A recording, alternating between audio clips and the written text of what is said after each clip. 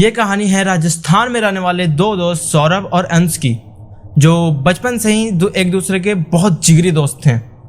ये दोनों के दोनों एक मिडिल क्लास फैमिली से बिलोंग करते थे और जैसे कि हर एक मिडिल क्लास लोगों का ये सपना होता है कि भाई वो भी अमीर बने और बड़ी बड़ी गाड़ियों में घूमने, मतलब वो उनका शौक होता है। तो यहाँ पर होता है क्या कि अब एक शाम ये दोनों बैठ रहे थे, बातें कर रहे थे, तो सौरभ बोलता है कि भाई ऐसे तो नहीं चलेगा, जो कुछ बड़ा करना पड़ेगा, तभी मतलब कि लाइफ में कुछ आगे बढ़ सकते हैं, ऐसे तो नहीं चलेगा। और फिर इसी बात पर अंश बोलता है कि भाई क्यों ना हम दोनों मिलकर कोई बिजनेस स्टार्ट करें जो जिसमें कि ज़्यादा प्रॉफिट बन सके हमारा।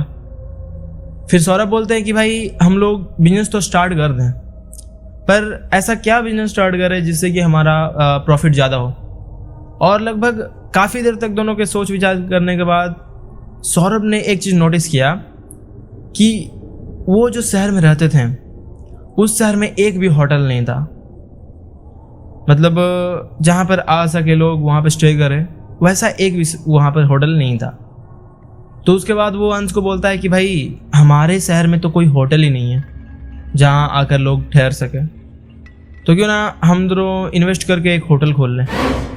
और ये वाला आइडिया अंश को भी बहुत अच्छा लगता है, वो भी इसे करने के लिए राजी हो जाता है। और उसके बाद ये दोनों होटल ढूंढने के लिए अपने शहर में चले जाते हैं कि मतलब कोई अच्छा सा बिल्डिंग मिले तो उसको हम लोग रेंट पर ले सकें। पर इनको बहुत अच्छे अच्छे होटल्स मिल रहे थे, बहुत अच्छी अच्छी बिल्डिंग्स मिल रहे थे होटल के लिए, पर उनका ज़्यादा रेंट जा रहा था और इनका उतना बजट नहीं था कि मतलब वो उतना रेंट दे सकें। और इसी की वजह से ये लोग कोई अच्छी सी बिल्डिंग होटल बनाने के लिए रेंट पर नहीं ले पा रहे थे।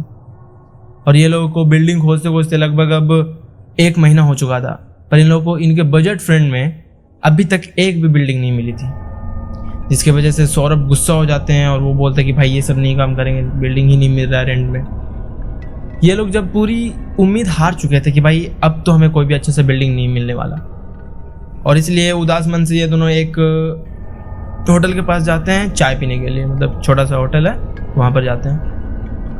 वहीं पर बहुत सारे न्यूज़पेपर मतलब लगे हुए थे। उनमें से एक न्यूज़पेपर में अंश ने पढ़ा कि वहाँ से लगभग 6 किलोमीटर दूर पर एक बहुत पुराना हॉस्पिटल है जिसका मालिक उस हॉस्पिटल को रेंट पर दे रहा है। इसके बाद दोनों ने सोचा कि क्यों ना वो वाला हॉस्पिटल हम लोग रेंट पर ले लें और फिर उस हॉस्पिटल को हम लोग अपने होटल की जैसा मॉडिफाई कर लेंगे। और गाइज मैं आप लोगों को बता दूं कि ये जो डिसीजन इन लोगों ने अभी लिया था, ये डिसीजन इन दोनों की जान लेने वाली थी। और लगभग 2 से 3 दिनों तक कांटेक्ट करने पर आखिरकार इन दोनों को उस अस्पताल के मालिक का पता चल जाता है।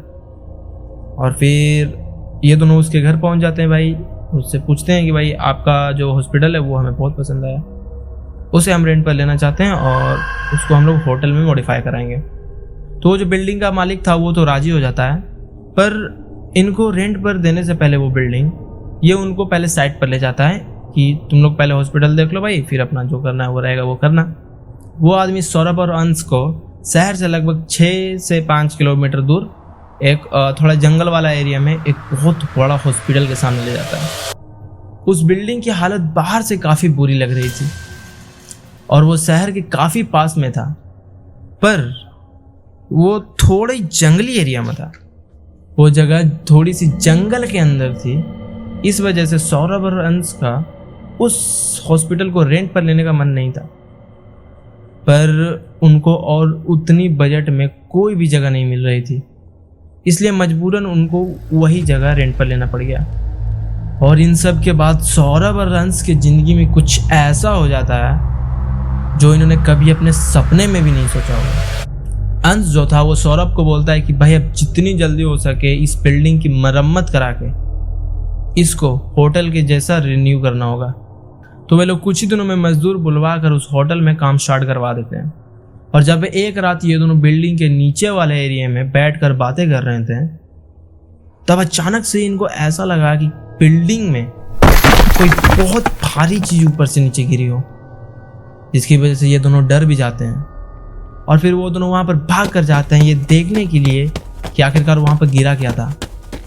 और गाइस उन लोगों ने जो वहाँ पर देखा ना, वो देखने के बाद दोनों का खून जम गया वो दोनों देखते हैं कि वहाँ पर एक लाश प्लास्टिक से बंधा हुआ है और उसकी आंखें खुली हुई थी और उसके चेहरे पर न जाने कई सारे चाकू से कुरेदे गए थे, कटे फटे निशान थे, जिसे देखने के बाद इन दोनों की रूह कांप जाती है। और फिर वो देखने के बाद ये दोनों वहाँ से एकदम भागने लगते हैं। और फिर अचानक हंस की आंखें खुलती है। वो देखता है कि वो तो अपने घर में था, अपने बेडरूम में सोया हुआ था। हंस ने थोड़ी राहत की सांस ली। उसने खुद से कहा कि भाई साहब कितना बुरा सपना था, मैं तो डर ही गया था। और ये कहने के बाद वो फिर से सो गया। अगली सुबह उसने सौरभ को सारी बातें बताई कि कल रात मैंने बहुत बुरा और बहुत डरावना सपना देखा, जिसकी वजह से मेरे पसीने तक छूटने लग गए थे। तो सौरभ कहता है कि ज़्यादा टेंशन ना ले, ये सब ऐसे ऐसे सपने सबको आते हैं, इसमें कोई दिक्कत वाली बात नहीं है। और फिर उसके बाद ये दोनों के दोनों हॉस्पिटल चले जाते हैं। वहाँ पर अभी भी लेबर्स काम कर रहे थे, सारे के सारे मजदूर अपने काम में बिजी थे। आज की रात सौरभ और अंश को उसी बिल्डिंग में रुकना था किसी काम को लेकर। और आज ही की रात इन दोनों के साथ कुछ ऐसी घटना घट जाती है जिसे सुनने के बाद आप भी बहुत ज़्यादा डर जाओगे। अब रात के लगभग 9 बज जाते हैं और वहाँ के सारे वर्कर्स अपने घर चले जाते हैं और सौरभ और अंश हॉस्पिटल की छत पर बैठकर ड्रिंक्स कर रहे थे। और वहाँ पर इनके ड्रिंक्स करते करते अचानक से एकदम मौसम ख़राब हो जाता है और बहुत तेज़ की बारिश शुरू हो जाती है। और ये दोनों बारिश से बचने के लिए नीचे किसी भी एक रूम में चले जाते हैं। और गाइस ये दोनों जिस रूम में जाते हैं ना, उस रूम में बहुत ज़्यादा अंधेरा था, कुछ भी नहीं दिख रहा था। उस रूम में इतना ज़्यादा अंधेरा था कि उस रूम का स्विच बोर्ड तक नहीं दिख रहा था। और इसीलिए सौरभ ने अपने फ़ोन का लाइट जला करके स्विच बोर्ड के पास गया और उसका स्विच ऑन किया। बट उस रूम का सारी की सारी लाइटें खराब हो चुकी थी। इसी वजह से उन दोनों ने सौरभ के फ़ोन की लाइट की रोशनी में ही शराब पीना शुरू कर दिया। सौरभ को शराब पीते पीते ऐसा लगने लगा कि उसके सिर पर बारिश की बूंदें टपक रही हैं। उसने अपने सिर पर हाथ लगाया तो उसका सिर काफ़ी गीला हो चुका था। और अब अचानक से उस रूम में बहुत गंदी स्मेल फैल जाती है। ऐसा लग रहा था कि उस रूम में अचानक से कहीं से मरा हुआ कोई जानवर आ गया हो। वो इतना गंदा स्मेल था और इसीलिए वो दोनों उस कमरे से निकल जाते हैं। वो दोनों उस कमरे से निकलकर उसके सामने वाले कमरे में ही जाते हैं जहाँ पर लाइट भी जल रही थी। उसके बाद अंश का ध्यान सौरभ के सिर पर जाता है। वो देखता है कि सौरभ का सिर खून से लथपथ है। और ये देखने के बाद दोनों बहुत ज़्यादा डर जाते हैं। और फिर अचानक ये दोनों अभी जिस कमरे से निकलकर दूसरे कमरे में आए थे, उसी कमरे से किसी के बहुत तेज चिल्लाने की आवाज़ आना शुरू हो जाती है। ऐसा लग रहा था कि उस कमरे के अंदर कोई औरत है जो बहुत तेज चिल्ला रही है। अब सौरभ और अंश का कलेजा कांप जाता है, क्योंकि वो जो औरत चिल्ला रही थी वो कुछ अलग लैंग्वेज में कुछ फुसफुसाने भी लग जाती है, जिसे सुनकर इन दोनों के रूह कांप जाती है। सौरभ ने थोड़ी हिम्मत दिखाकर अपने फ़ोन की लाइट जला करके उस रूम के अंदर जाता है। और वो जो देखता है उससे उसके पैरों तले जमीन खिसक जाती है। वो देखता है कि एक औरत उस रूम के कोने में ऊपर की तरफ में उल्टा लटक रही है। ये देखने के बाद सौरभ और अंश का खून जम जाता है। वो दोनों वहाँ से भागना तो चाहते थे, पर ऐसा लग रहा था कि उन दोनों के पैर किसी ने जकड़ लिए हों। वो दोनों वहाँ से हिल भी नहीं पा रहे थे। अब जैसे तैसे करके सौरभ और अंश वहाँ से निकलते हैं और वो सीधा उस होटल से बाहर भागते हैं। पर नीचे उतरने वाली सीढ़ियों पर एक बहुत काला और बहुत डरावना आदमी हाथ में चाकू लिए खड़ा था। उसकी आंखें भी नहीं थी और उसका एक हाथ कटा हुआ था।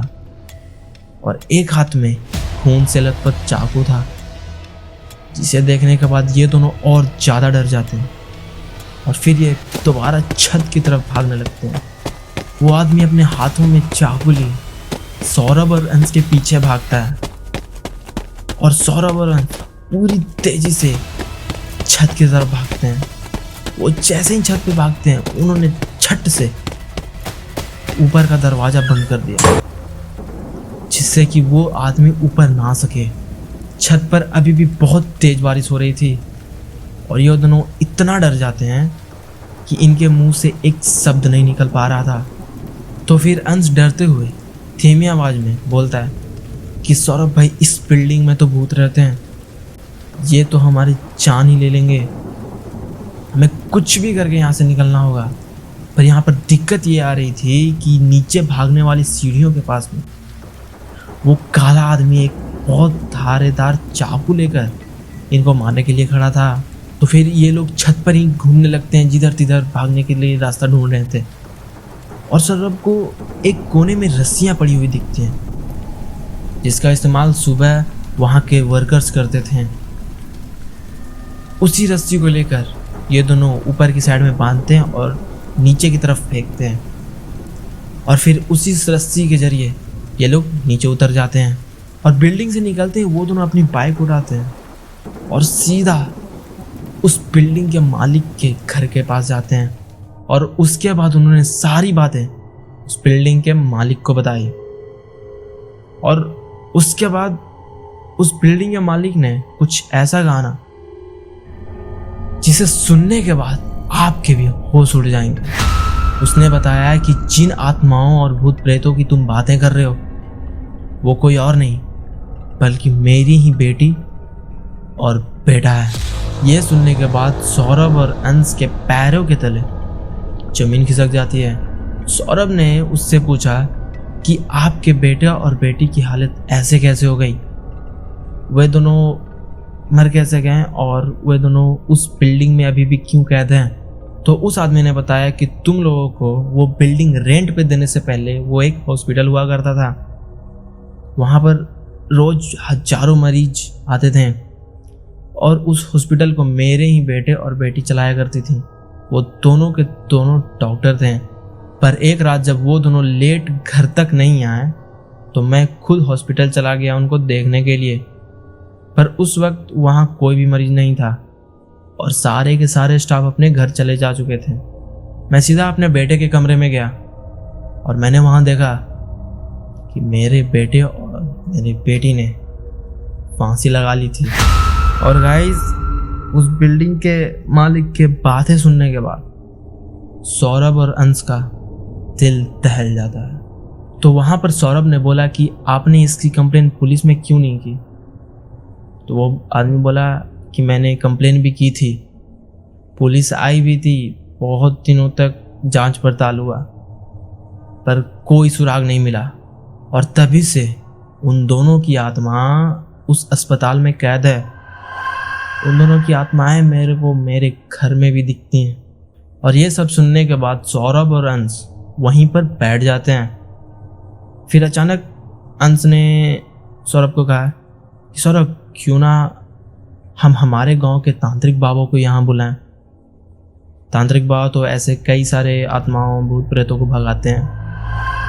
तो सौरभ ने कहा कि हाँ, ये भी सही है, चलो उनको बुलाते हैं। और वो लोग उसी वक्त तांत्रिक बाबा के पास जाते हैं और उनके साथ वो बिल्डिंग का मालिक भी उन्हीं के साथ जाता है। उसके बाद वो तीनों उसी वक्त तांत्रिक बाबा के पास जाने के लिए निकल जाते हैं, क्योंकि अब ये सब होते होते सुबह भी हो चुकी थी। और वो तांत्रिक बाबा के पास जाते हैं, उनको सारी बातें बताते हैं कि बाबा, हमारे साथ ऐसा ऐसा हुआ है, तो आप कुछ इसका उपाय कीजिए। फिर काफ़ी देर तक ध्यान लगाने के बाद बाबा ने उस बिल्डिंग के मालिक को कहा कि तुम्हारे बेटे और बेटी ने अपने मन से फांसी नहीं लगाई थी, बल्कि उनके ऊपर कंत्रीण साया छोड़ा गया था, जिसने उन दोनों को मजबूर कर दिया। वो कंत्रीण साया उन दोनों को अपने वश में कर चुका था और उसी ने उनको फांसी लगवाने पर मजबूर किया था। फिर सौरभ और अंश ने पूछा कि बाबा ये कंत्रीण साया क्या है? तो बाबा ने बताया कि कंत्रीण साया एक प्रेत है जो अगर गलती से भी किसी के ऊपर चली जाए तो उसकी जान लेना तय है। वो बिना उसकी जान लिए उसको कभी भी नहीं छोड़ता। और इतना ही नहीं, मरने के बाद भी वो उनकी आत्माओं को बंदी बनाकर रखता है, जिसे कि उसे कभी भी मुक्ति नहीं मिलती है। और यही कारण है कि तुम्हारे बेटे और बेटी अभी भी अंतिम संस्कार करने के बाद भी उसी अस्पताल में कैद हैं। तो फिर उस मकान मालिक ने बाबा से कहा कि बाबा इसका कोई तो उपाय होगा, मुझे कुछ भी करके मेरे बेटे और बेटी की आत्माओं को आज़ाद करवाना है, मुझे उनको मुक्ति दिलवाना है। तो फिर बाबा ने कहा कि जिस जगह पे तुम्हारे बेटे और बेटी की आत्माएं कैद है, हमें पहले वहाँ जाना होगा। हमें एक बहुत बड़ी पूरी रात तक एक यज्ञ करना होगा, क्योंकि कंत्रीण साया बहुत ताकतवर होता है। वो अपनी पूरी ताकत लगा देगा कि वो कुछ भी करके उन बच्चों की आत्माओं को आज़ाद ना होने दे। और गाइस, जिसके बाद बाबा ने कुछ ऐसी बातें बताई जिसको कि कोई नॉर्मल आदमी सोचेगा भी तो वो बहुत ज़्यादा डर जाएगा। बाबा ने कहा कि आज की रात हमें पूरी तैयारी करनी होगी और आज ही की रात पूरी प्रक्रिया भी होगी। मैं तुम्हें सारा का सारा सामान का लिस्ट लिख कर देता हूँ, तुम वो सारे सामान उस जगह पर पहुँचा देना, मैं खुद वहाँ पहुँच जाऊँगा।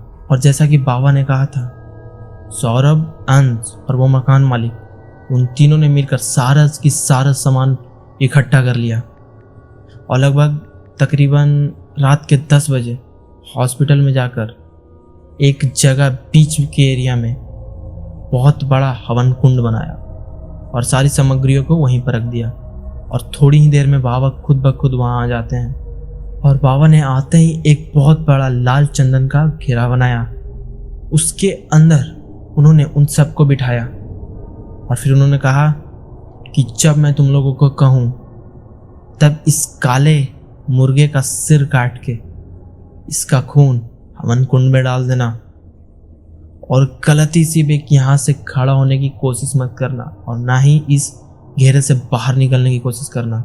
और यह कहकर बाबा ने मुर्गा और चाकू को सौरभ के हाथ में दे दिया।